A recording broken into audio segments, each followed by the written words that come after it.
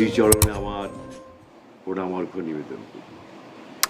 আর আমার অত্যন্ত প্রিয় এই দর্শকবৃন্দ, সাথীবৃন্দকে আমার সম্মান ও ভালোবাসা জানিয়ে আজকের কথা শুরু করছি। আজকে বিশেষ একটা ব্যাপার, খুব বাস্তব কথা, যা শ্রী ঠাকুর বলেছেন, ছেলেপুলেদের কেমনভাবে শিক্ষা দিলে প্রকৃত মানুষ হয়, সত্যিকারের মানুষ হয়, সেগুলো আমি আপনাদের কাছে আজকে রাখব। তার আগে বলি, এই সৎসং ন্যাশনাল চ্যানেলটা, এই চ্যানেলটাকে আপনারা সাবস্ক্রাইব করবেন। তাহলে যখনই আমি ছাড়বো কোনো কিছু, তখন নোটিফিকেশান অর্থাৎ নোটিশ পেয়ে যাবেন। এটা একটা আপনাদের সুবিধা হবে, সেই জন্য আমি এ কথাটা বললাম। এবার মূল আলোচনায় আসি। আজকের এই সমাজ যে অবস্থা এখন গিয়ে পৌঁছেছে, অত্যন্ত কর্দমাক্ত অবস্থা। এই সমাজের বুকে ঠিকভাবে চলতে গেলে অত্যন্ত বুদ্ধি লাগবে, কৌশল লাগবে। তার প্রাথমিক প্রক্রিয়া হলো ছেলেকে শেখাতে হবে সত্য কথা বলা, মিথ্যে কথা একদম না বলা। আর শেখাতে হবে যেখানে কোনো উপায় নেই, একটা বিপদ হয়ে যাবে, সত্য কথা বললে সেখানে এড়িয়ে আসতে হবে কীভাবে, সেই কৌশল শেখানো।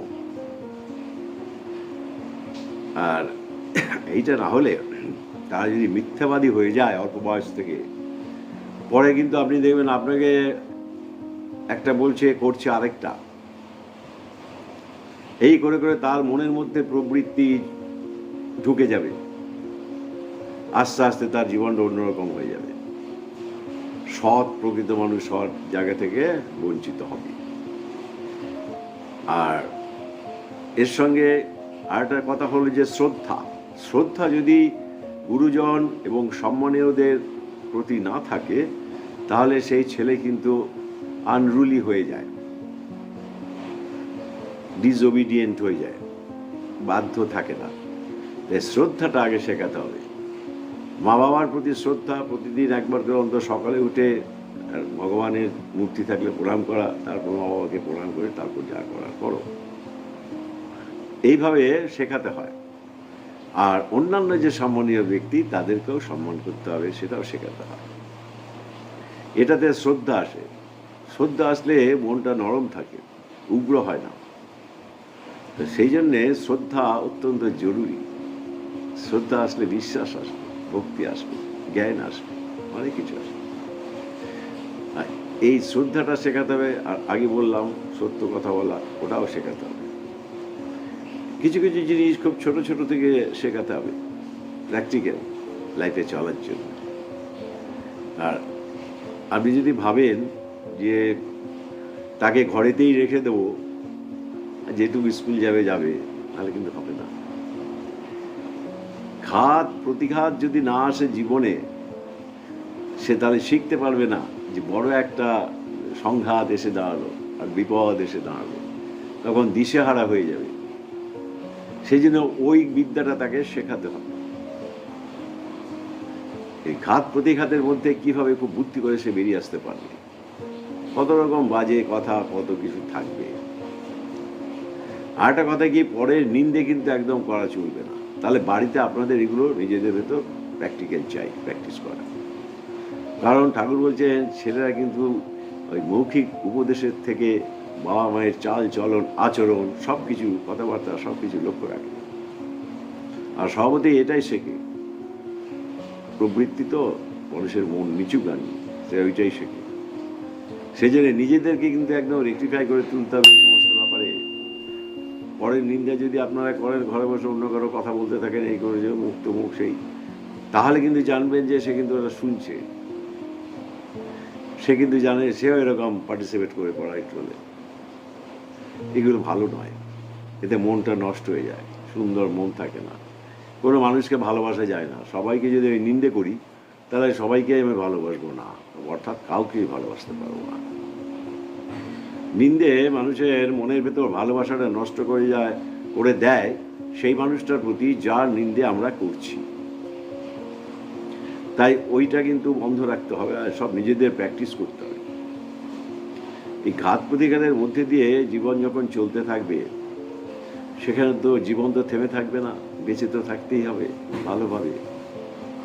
সেক্ষেত্রে কিন্তু সেগুলোকে ওভারকাম করে, কখনো অ্যাভয়েড করে কিভাবে আসবে তার কায়দা কিছুটা শিখিয়ে দিতে হবে। মানুষের সঙ্গে অত্যন্ত ভদ্র ভালো ব্যবহার করতে হবে, কোনো মানুষ যেন শত্রু না হয়। খারাপ লোকের সঙ্গে ভালো ব্যবহার করতে হবে, মিষ্টি ব্যবহার, মিষ্টি কথা, ভালো কথা বলতে হবে। তাহলে কিন্তু সেই ছেলেটির অল্প বয়স থেকে একটা বেস তৈরি হয়ে যাবে। অন্য ছেলেরা তাকে মনে মনে স্যালুট করবে। প্রথম হয়তো কিন্তু ক্রিটিসাইজ করলো, মজা টজা করতে পারে, সেগুলোতে না নড়লে বা রাগ টাগ না করলে সব থেমে যাবে। পরে কিন্তু রেসপেক্ট করবে মনে মনে একটা, এটা কিন্তু শিওর জানবে। তাই ছেলেকে ওই রকম ট্রেনিং দিতে হবে যে ভালো কথা বলতে হবে, ভদ্র মিষ্টি ব্যবহার করতে হবে। তার সঙ্গে নিজেদের চাই, শিখবে, দেখে দেখে তো শিখবে, বলে বলে হয় না, কিছু কোনোদিন হয় না। হ্যাঁ, এইগুলো করলে এই সংঘাতময় পৃথিবী, এক একটা মানুষের জীবন, সারাটা জীবন প্রতিটি মুহূর্তে বিভিন্ন সংঘাতের মধ্যে দিয়ে আমাদের এগুচ্ছে। কত রকম ঘাত প্রতিঘাত জীবনে আসে, তখন যে মাথা একেবারে ব্যালেন্স না রাখতে পারা যায়, তাহলে দিশেহারা হয়ে উল্টো পাল্টা হয়ে যায়, ভুল হয়ে যাবে, সব আরো ভুল হয়ে যাবে। তাই সেই জন্যে ওই সময় মাথাটাকে স্থির রাখতে হবে। আমি বলছি না, পরমপিতা বলছেন, শ্রী ঠাকুর বলছেন। সেই জন্যে ওই সময় কিন্তু খুব বুদ্ধি করে চলতে হবে, আর ধৈর্য চাই। এই ধৈর্যটা শিক্ষা দিতে হবে নিজেদের প্র্যাকটিসের মাধ্যমে। কোনো কিছুতেই অধৈর্য হলে চলবে না, শান্ত মতো থেকে এগুলো করতে হবে। এগুলো যদি করা যায়, তাহলে কিন্তু সেই ছেলেটা কিন্তু স্কুলে পড়াশোনা করছে, হয়তো আপনি আবৃত্তি শেখাচ্ছেন, গান শেখাচ্ছেন, যার যেরকম ন্যাক বা ঝোঁক শখ করাচ্ছেন, খুব ভালো, এগুলো তো ভালো জিনিস, খারাপ তো কিছু না। কিন্তু তার সঙ্গে তাকে ছাড়তে হবে, নইলে যখন বাধ্য হয় বাইরে যেতে, তখন হাবুডুবু খাবে। তাই ঘাত প্রতিঘাতের সঙ্গে লড়াই করে চলুক না, একটু একটু ছাড়তে হবে।